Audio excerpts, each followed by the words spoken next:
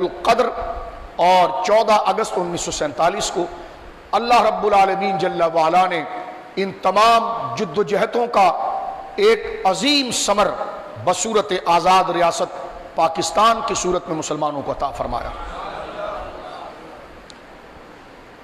پاکستان کے حصول میں، اس کو حاصل کرنے میں جو پاکیزہ فکر رہی، جو پاکیزہ جذبہ رہا، اس کا دنیاوی سیاست سے دور دور تک کوئی تعلق نہیں۔ اس کا ہوس سے، غرض سے، وزارت کے شوق سے، کسی پر تحکم یا کسی پر برتری لے جانے سے قطعاً اس کا کوئی تعلق نہیں تھا۔ تحریک پاکستان ان مبارک فکر سے مستفاض ہے جو بدر و حنین کی فکر تھی۔ تحریک پاکستان میں جان دینے والوں کی نیت انہی نیتوں کا ثمر اور انہی کا تتبع ہے کہ جو شہداء کربلا نے اعلاء کلمۃ الحق کے لیے کربلا کے اندر وفا کی ایک بنیاد کو مضبوط کیا۔ تو آج کا یہ دن کوئی سیاسی دن نہیں جس کو سیاست ظاہری کہا جاتا ہے، بلکہ یہ سیاست مذہبی اور اسلامی جذبہ ہے کہ روئے زمین پر محض اللہ کی رضا کے لیے کی جانے والی ہجرت مدینہ کے بعد اگر سب سے بڑی تعداد میں لوگوں نے دین کے لیے اپنا کاروبار، اپنا مال، اپنا علاقہ، اپنی پیدائش کی جگہ جو دل و جان کے اندر جہاں ان کا بچپن گزرا ہو وہ یادیں پیوستہ ہوتی ہیں، تو صحابہ کرام رضوان اللہ علیہم اجمعین کے بعد اگر کسی نے اللہ کی توحید، نبی کی رسالت اور اسلام کی اہمیت کے لیے اپنے دل سے قریب رشتے ناتے تعلق کو توڑ کر اللہ کے لیے ہجرت کر کے ایک ایسی ریاست کے قیام کے لیے جد و جہد کی کہ جس میں اللہ کا نظام قائم ہو، تو ہجرت مدینہ کے بعد سب سے بڑی ہجرت جو کی گئی ہے وہ ہجرت پاکستان ہے۔ آج کل کے نکمے حکمران اور لبرل ملعون اس چیز کو کبھی نہیں سمجھ سکتے۔ بھارت کے ایجنٹ اور اسرائیل کے پروردہ اور امریکہ یورپ کے جوتوں میں کھانا کھانے والے وہ پلیت ہوس رکھنے والے مغرب کے دل دادا اسلام سے بیزار وہ پلیت کبھی نہیں سمجھ سکتے کہ تحریک پاکستان کیا ہے اور پاکستان کس مقصد کے لیے لیا گیا۔ ہجرت بھی دو قومی نظریے کے لیے رسول اللہ نے فرمائی تھی، اور اسی ہجرت پر کامل ہجرت جو کی گئی ہے اس کی نظیر و تتبع میں وہ بحمد اللہ تعالی اکھنڈ بھارت کے اس بدبودار فلسفے کو دیوار پر مار کر اللہ کے دین کے سربلندی کے لیے، دو قومی نظریے کے لیے، اسلام کی پاسداری اور بنیاد کے لیے، جو وطن کی جد و جہد کے لیے زمین اللہ کی ہے اور اس زمین پر اللہ کا نظام آئے گا، اس فکر کے لیے اگر تحریک مدینہ، ہجرت مدینہ کے بعد یہ عظیم فکر اگر کہیں نظر آتی ہے ان کے تتبع میں، تو وہ تحریک آزادی اور تحریک پاکستان ہے۔ 1 کروڑ سے زیادہ لوگوں نے، جن کے مال بھی تھے وہاں پر، جن کی جائیدادیں بھی تھیں، جن کے جدی پشتی تعلق وہاں اس مٹی سے تھا، لیکن جب بات یہ دی گئی کہ ایک ایسی بستی آباد کریں گے جہاں نبی پاک کے دین کے بچاؤ اور تحفظ کے لیے ہم آگے بڑھیں گے، تو اس کے لیے جوناگڑھ کی تحریک ہو یا آسام کی تحریک ہو یا بہار اور اتر پردیش کی تحریک ہو یا گجرات اور مہاراشٹر کی تحریک ہو یا کچھ اور پنجاب اور امرتسر کی تحریک ہو، اس میں جن جن لوگوں نے اس علاقے کو چھوڑا وہ جیب سے کنگلے اور پاؤں سے پیدل نہیں، بڑی بڑی کوٹھیوں اور ریاستوں کے مالک تھے، انہیں تمام ریاستوں کو ٹھوکر لگا کر صحابہ کی اس تصویر اور یاد کو زندہ کیا کہ اس کی کوئی حیثیت نہیں ہے، حیثیت ہے تو ناموس رسالت کی ہے، رسول اللہ کے دین کی ہے۔ تو پاکستان کا مطلب کیا؟ لا الہ الا اللہ۔ دستور ریاست کیا ہوگا؟ محمد رسول اللہ۔ یہ 1 لاکھ سے زیادہ جنہوں نے ہجرت کی ہے۔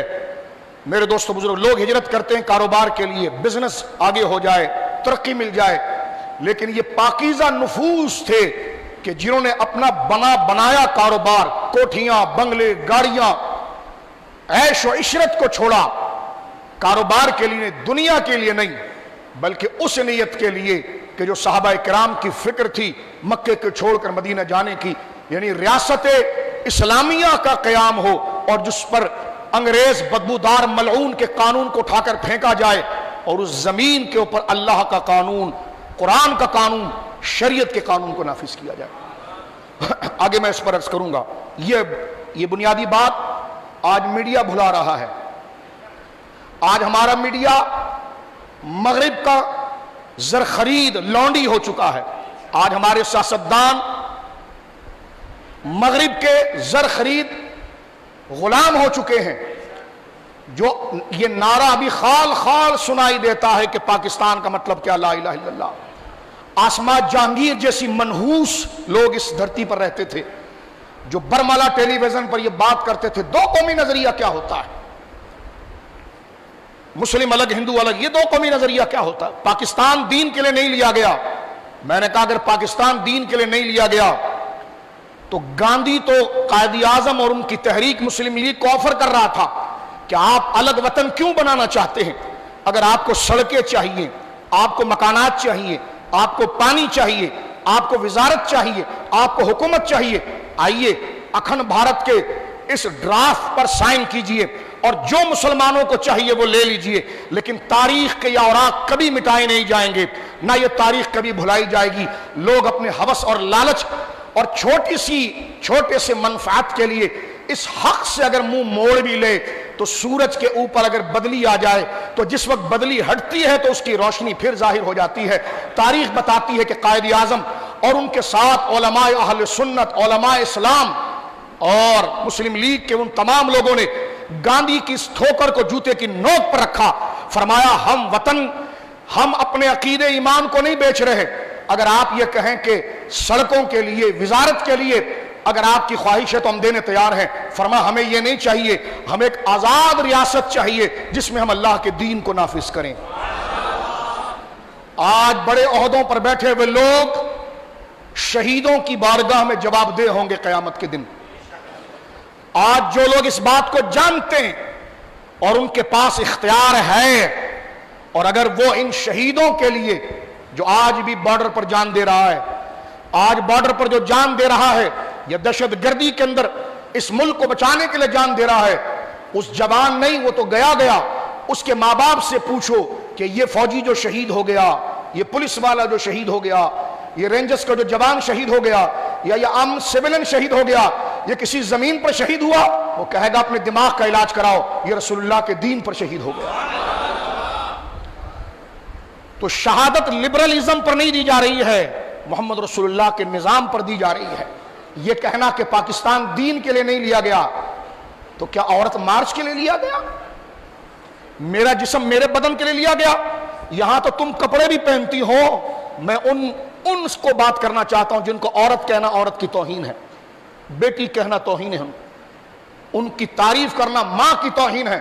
میں کہتا ہوں تم تو آدھے کپڑے پہن رہی ہو، تمہیں تو گاندھی پورے کپڑے اتار کر آزادی دے رہا تھا۔ تو اگر اس مطلب کے لیے پاکستان بنتا تو کبھی نہ بنتا۔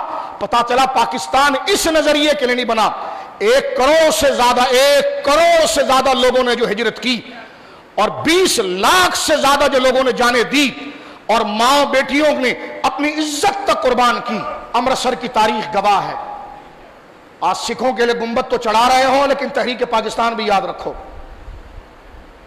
مسلمان بیٹیوں کی وہ عزتیں بھی یاد رکھو، رنجیت سنگھ جیسے شیطان کی اس کاروائی کو بھی یاد رکھو۔ ہم یہ کہنا چاہتے ہیں وہ عزتیں ماں بیٹیوں نے کنووں میں چھلانگ مار کر دی، وہ تمہاری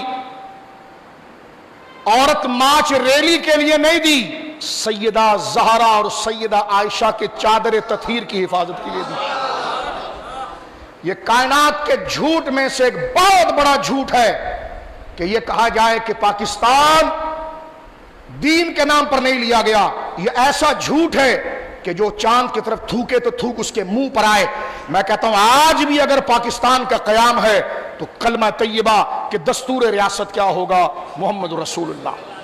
یہ ہمارا حق ہے کہ ہم اس کو بات کریں، اور یہ کوئی دنیاوی سیاسی ایشو نہیں ہے۔ پاکستان کی تحریک ممبروں سے چلی تھی،